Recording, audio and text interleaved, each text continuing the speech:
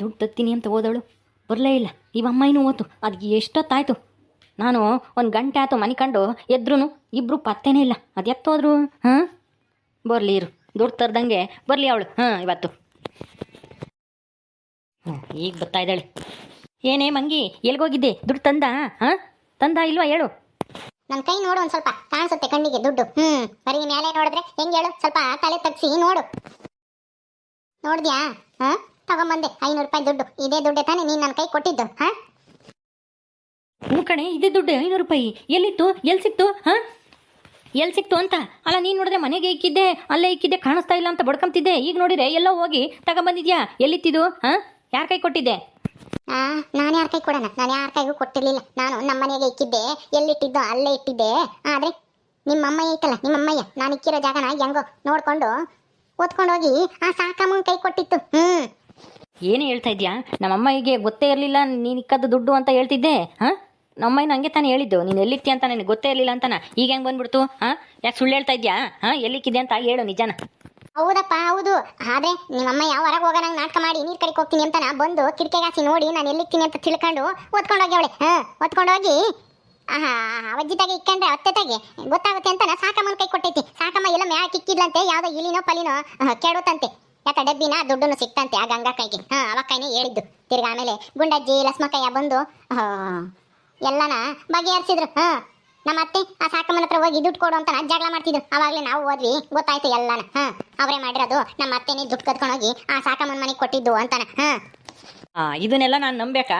ನೀನು ಬಚಾವಾಗಕ್ಕೆ ನಮ್ಮ ಅಮ್ಮನ ಮೇಲೆ ಎತ್ತಾಗ್ತಾ ಇದೆಯಾ? ಹಾಂ ಇದಕ್ಕೆ ಸಾಕ್ಷಿ ಏನು? ನಂಬಲೇಬೇಕು ಕಣಪ್ಪ, ನಂಬಲೇಬೇಕು ಪೆಂಗಣ್ಣ. ಏನು ಗಂಗಿ ನೀನು ಬಂದಿದ್ಯಾ? ಏನು ಹಾಂ ಇವಳು ಹೇಳ್ತಾ ಇರೋದೆಲ್ಲ ನಿಜಾನಾ? ನಿಮ್ಮ ಮನೆಗೆ ಇಕ್ಕಿತ್ತ ನಮ್ಮಮ್ಮಯ್ಯ ದುಡ್ಡು ಕತ್ಕೊಂಡೋಗಿ? ಹಾಂ ನಿನಗೆ ಸಿಕ್ತಾ ಅದು? ಹೌದು ಕಣ ಪೆಂಗಣ್ಣ, ನಿಮ್ಮ ಅಮ್ಮನೇ ನೀನು ಎಂಟು ಇಕ್ಕಿರೋ ದುಡ್ಡು ನೋಡ್ಕೊಂಡು ಕದ್ದು ಅದನ್ನ ನಮ್ಮ ಅತ್ತೆ ಕೈ ಕೊಡ್ತಾರೆ. ನಮ್ಮ ಅತ್ತೆ ಅಲ್ಲೆಲ್ಲ ಮ್ಯಾಕ್ ಇಕ್ಕಿತ್ತ. ಅವಾಗ ನಾನು ಒಳಕ್ಕೆ ಹೋದಾಗ ಯಾವ್ದೋ ಇಲ್ಲಿ ಓಡೋತು ಅದು ರಾಸಿನ. ಆ ಡಬ್ಬಿನೂ ಬಿತ್ತು, ದುಡ್ಡನ್ನು ಬತ್ತು. ಆಮೇಲೆ ನಾನಿದು ಯಾವ ದುಡ್ಡು ಅಂತ ಯೋಚನೆ ಮಾಡ್ತಿದ್ದಾಗ ಗುಂಡಜ್ಜಿ ಹೋಗ್ತಿತ್ತು. ಅದಕ್ಕೆ ಗುಂಡಜ್ಜಿ ಯಾಕೆ ಗುಂಡಜ್ಜಿ ಎಲ್ಲಿಗೆ ಹೋಗ್ತೀಯ ಅಂತ ಕೇಳಿದೆ. ಆವಾಗ ಗೊತ್ತಾಯ್ತು ಹಿಂಗಾಗೈತೆ, ಮಂಗಮ್ಮ ದುಡ್ಡು ಕಾದೇಳೆ, ಆ ಗಂಡ ಬೈತಾ ಇದ್ದಾನೆ ಅಂತಾನ. ನಾನು ಅದಕ್ಕೆ ನಮ್ಮ ಮನೆಗೂ ಇದು 500 ರೂಪಾಯಿ ದುಡ್ಡು ಸಿಕ್ತು ಕಣ್ಗುಂಡಜ್ಜಿ, ಯಾರ್ದು ಅಂತ ಗೊತ್ತಿಲ್ಲ ಅಂತಂದೆ. ಅದಕ್ಕೆ ಆಮೇಲೆ ನನಗೂ ಅನುಮಾನ ಬಂತು, ಈ ಕದ್ರಜ್ಜಿನ ಯಾಕೆ ದುಡ್ಡು ಕದ್ದು ನಾವು ಅತ್ತೆ ಕೈ ಕೊಟ್ಟಿರಬಾರ್ದು ಅಂತ ಅನಿಸ್ತು. ಆದ್ರೂ ನಮಗೆ ಗೊತ್ತಿಲ್ವಲ್ಲ. ಅದಕ್ಕೆ ಬಾ ಲಸ್ಮಕ್ಕ ಅಂತ ಹೋಗೋಣ, ಅದಲ್ಲಿ ಹೇಳ್ತಾಳೆ ಏನಾದ್ರೂ ಒಂದು ಉಪಾಯನ ಅಂತ ಹೋದ್ವಿ. ಆ ಲಸ್ಮಕ್ಕಯ್ಯನ ಹಂಗೆ ಅನುಮಾನ ಪಟ್ಟು ಆಮೇಲೆ ನಮ್ಮಂತಕ್ಕೆ ಬಂದ್ವಿ. ನಾನು ಗುಂಡಜ್ಜಿ ಲಸ್ಮಕ್ಕಯ್ಯ ಇವಳು ಮಂಗಮ್ಮ ಎಲ್ಲರೂ. ಅವಾಗ ನಿಮ್ಮಮ್ಮ ಏನು ನಮ್ಮ ಅತ್ತೆನೂ ಜಗಳ ಆಡ್ತಾ ಇದ್ರು 500 ರೂಪಾಯಿ ದುಡ್ಡಿಗಾಗಿನ. ಅವಾಗಲೇ ಎಲ್ಲ ಗೊತ್ತಾಯ್ತು, ಅವ್ರ ಬಾಯಿಂದಾನೇ ಬಂತು ಸತ್ಯ. ಎಲ್ಲದಕ್ಕೂ ಕಾರಣ ನಿಮ್ಮಮ್ಮ.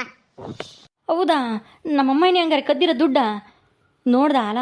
ದುಡ್ಡು ತಾನೇ ಕದ್ಬಿಟ್ಟು ಬಚ್ಚಿಟ್ಟು ನನ್ನ ಹೆಂಡತಿ ಮೇಲೆ ಒರೆಸಿ ಹೆಂಗೆ ಬಾಯಿ ಮಾಡ್ತು ನಮ್ಮಮ್ಮಯ್ಯ.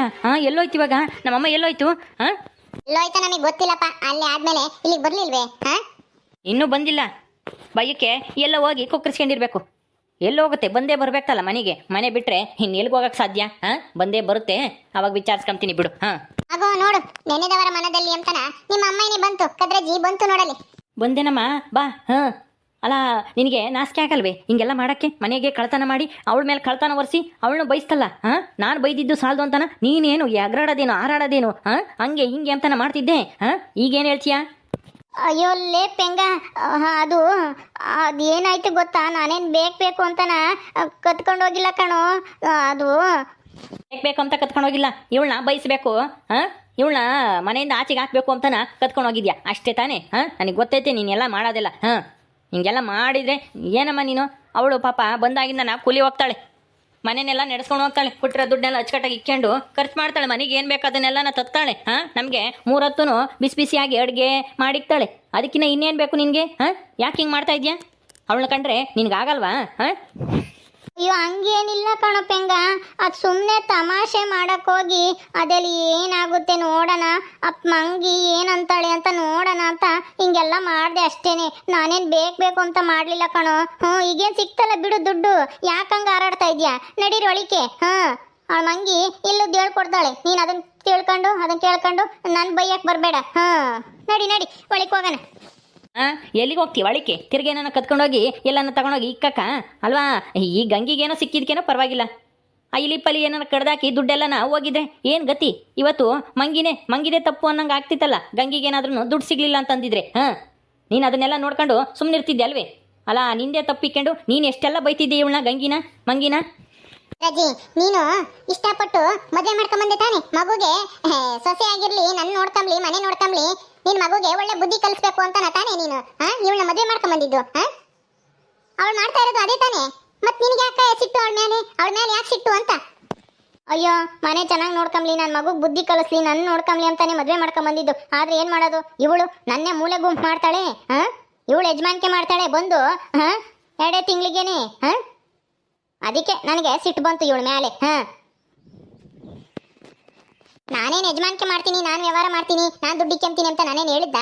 ನಿನ್ ಕೈಗೆ ತಾನೆ ನಾನು ನಿಮ್ಮ ಮಗ ಎಲ್ಲರೂ ಕೂಲಿ ಹೋಗಿ ತಂದು ಕೊಡ್ತಿದ್ವಿ, ನಿನ್ನ ಮನೆಗೆ ಬಿಡ್ತಿದ್ವಿ. ಮನೆ ಅಡುಗೆ ಮಾಡ್ಕೊಂಡು ಕಸ ಗಿಸ ಮಾಡ್ಕೊಂಡು ಇರ್ಲಿ, ವಯಸ್ಸಾಗೈತೆ, ಬಿಸ್ಲಾಗಿ ಯಾಕೆ ಕೂಲಿ ಹೋಗೋದು ಅಂತನ ನಾನೇ ಹೇಳಿದ್ದೆ ತಾನೆ. ಆದ್ರೆ ನಾವೇ ದುಡ್ಡು ತಂದು ಕೊಟ್ಟಿದ್ದ ದುಡ್ಡ ನೀನೇನ್ ಮಾಡ್ತಿದ್ದೆ ಹೇಳು? ನಮಗೆ ತಂಗಳು ಸಾರು ತಂಗಳು ಮುದ್ದೆ ಇಕ್ಕಿ ನೀನು ಹೋಟ್ಲಿಂದ ತರಿಸ್ಕೊಂಡು ತಿಂತಿದ್ದೆ, ಇಲ್ಲಾಂದ್ರೆ ಬೇಕಾದೆಲ್ಲ ತಂದು ಮಾಡ್ಕೊಂಡು ತಿಂತಿದ್ದೆ ಮನೆಯಾಗೆ ನಾವು ಹೋದ್ಮೇಲೆ. ಅದಕ್ಕೆ ತಾನೆ ನಿನ್ನ ಕೂಲಿ ಕರ್ಕೊಂಡು ಹೋಗೋದು, ನಾನ್ ದುಡ್ಡೆಲ್ಲ ಇಕ್ಕೊಂಡು ನಾನ್ ಮನೆ ನಡೆಸ್ತಾ ಇರೋದು.